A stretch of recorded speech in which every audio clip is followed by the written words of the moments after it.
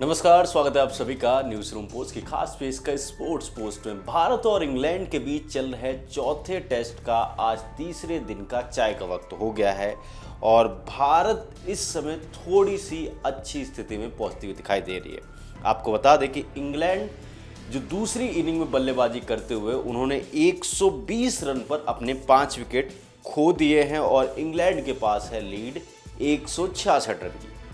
तो ये तो हमने आपको बता दिया स्कोर, पर इस पूरे सीरीज में इंडिया और जो भारत के बीच चल रहा है, इसमें सबसे बड़ा सवाल उठ रहा है अंपायरिंग पर। आपने देखा कि कितने सारे फैसले अंपायर कॉल की वजह से भारत के विपक्ष में गए। ये तो आप सभी ने देखा और इसके हर मैच में इसके बारे में बात हुई कि भारत के बड़े सारे बैट्समैन अंपायर कॉल्स की वजह से आउट हुए।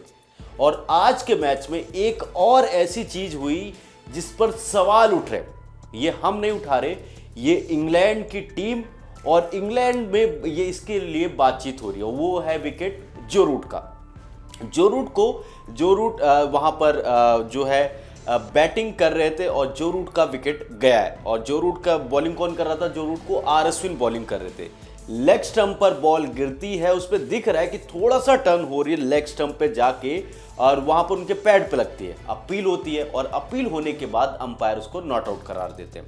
फिर डीआरएस का सहारा लेते हुए कप्तान रोहित शर्मा गए थर्ड अंपायर के पास और थर्ड अंपायर के पास जब रिप्ले में देखा गया तो बॉल लेग स्टंप पर तो गिर रही है, पर वो जैसी गिर रही है हल्का सा भी टर्न नहीं हुआ और सीधा विकेट पे गिरा। और जैसे ही अंपायर ने उसको आउट दिया, उस पर जिस तरीके से जो रूट ने रिएक्शन दिया वो बताता है वो बहुत ज़्यादा खुश नहीं थे। उसके बाद जब वो ड्रेसिंग रूम में भी गए और वहाँ पर भी जो इंग्लैंड का खेमा है वो उसको बार बार रिप्ले करके देख रही थी और उनको विश्वास ही नहीं हो रहा था कि ये ऐसा हो सकता है, क्योंकि ज़्यादा से ज़्यादा वो अंपायर्स कॉल होता और अंपायर्स कॉल में जो रूट नॉट आउट होते। और ऐसा ये पहली बार नहीं हुआ है। आपको बता दें कि पाकिस्तान में डीआरएस को लेकर बड़े सारे सवाल उठते हैं, क्योंकि डीआरएस में भी छेड़छाड़ की ऐसी खबरें आती रहती है। वहां पर डीआरएस के फैसले को भी बदले गए, ये पाकिस्तान में हुआ। और ये भारत में ऐसा, ये हम नहीं कह रहे कि डीआरएस यहाँ पे डीआरएस के साथ छेड़छाड़ हुई है, पर जिस तरीके से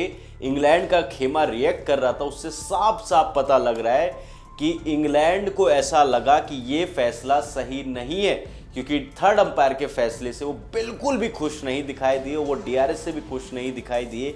ये तो अंपायरिंग पे ये सवाल उठ रहा। पर अगर मैच की स्थिति देखा जाए तो मैच थोड़ा सा फंसा हुआ नजर आ रहा है। अभी भी ये साफ नहीं हो रहा कि इंग्लैंड आगे चल रही है, भारत आगे चल रही है।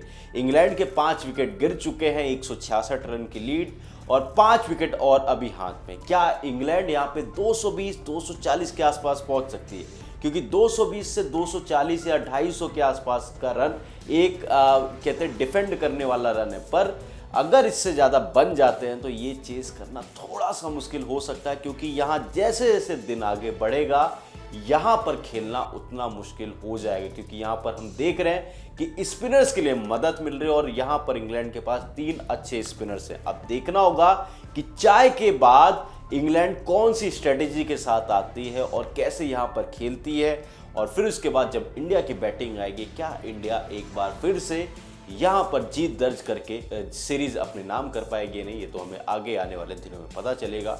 मेरे साथ इस रिपोर्ट में बस इतना ही, पर आपसे मेरा सवाल, क्या जो रूट का विकेट देखकर आपके मन में भी डाउट आया या फिर इंग्लैंड का खेमा ऐसी फालतू में ही वहां पर अलग अलग तरीके से बेकार में ही रिएक्शन दे रहा? मेरे साथ इस रिपोर्ट बस नहीं, अपना जवाब कमेंट सेक्शन में जरूर दें। फिलहाल कर दीजिए इजाजत, और भी खबरों के लिए देखते रहिए न्यूज़ रूम पोस्ट।